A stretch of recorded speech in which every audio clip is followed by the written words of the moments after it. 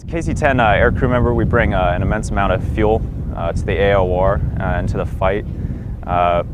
We're supporting the fighters, the bombers, the ISR, any sort of platform out there that's receiver AR capable. With that, fighters typically have about an hour and a half loiter time. We can extend their missions upwards of 7 to 8 hours with numerous refuelings on the hour every hour. And we can stay up in the air for at least 8 to 12 hours at a given mission, on any given mission. Landing is one of the most critical phases of flights for any sort of aircraft. So by limiting the time that the aircraft have to spend on descent, landing, and fueling on the ground, we enable the fighters on the ground the overwatch that they need by extending the fighter's mission. So air refueling brings endless opportunities for the fighters, bombers, and ISR aircraft to extend their mission and continue their mission. If say a ISR target's looking at a specific target, they can quickly come over to us, get their gas, and then go and loiter over that target for an extended period of time. Same thing with all the fighters and bombers out here. They'll normally come up in pairs. They can have one fighter stay on the target at a given time while their wingman's getting gas from us. And again, like I said, we can just extend their mission for about 10 hours at a given time. Absolutely, it's a very humbling experience. You know, we play such a huge role as the tanker. Again, we refueled numerous aircraft throughout the day, 24 hours, 7 days a week for the fight in liberating Mosul. Again, we're just a small part of the team as the KC-10 air crew. There's numerous support agencies that we don't even see behind us right now. You know, we've got the maintenance function, the support, all the support personnel like security forces, the medics, and everything else like that here, keeping us fit to fly and ready to go every morning when we get the alert call.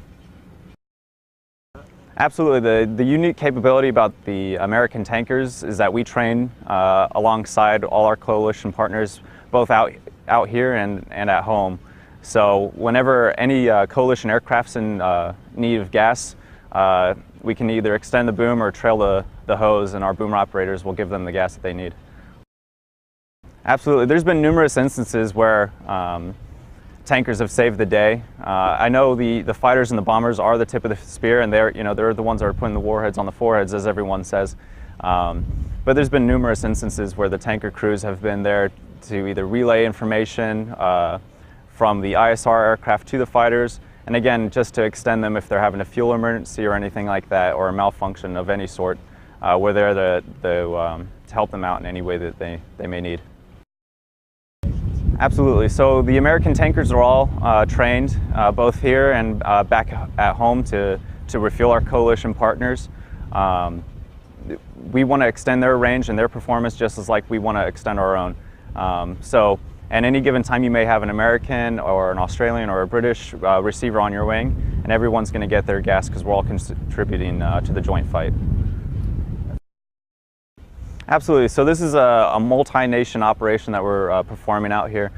With our tankers and with the coalition tankers, we're able to refuel numerous sorts of receivers all across the board, not just American and especially not just Air Force or our Navy and Marine Corps aircraft that are flying out here.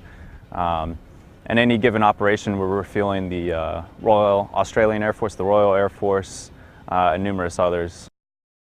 Again, we are boom and drogue capable, so on any mission we can refuel Navy, Marine Corps, coalition, as well as the American Air Force receivers. We don't have to land or swap out our boom for a drogue assembly. We haul an immense payload of fuel. The aircraft can take off with 340,000 pounds of gas. So the KC-10 extender brings both boom and drogue refueling to the fight. We hold 340,000 pounds of gas, and we're in-flight refueling capable, so we can take gas from another KC-10 or another KC-135 out in the fight. With that and our training back home, we can refuel numerous coalition as well as American aircraft, and the only thing that limits us is our crew duty day. We fly with a pilot, co-pilot, flight engineer, and boom operator, and they're all an integral part of the refueling operations out here. So on any given mission with the KC-10, we can refuel both boom and drogue receivers. We may have all fighters. We may have a mixture of bombers and fighters.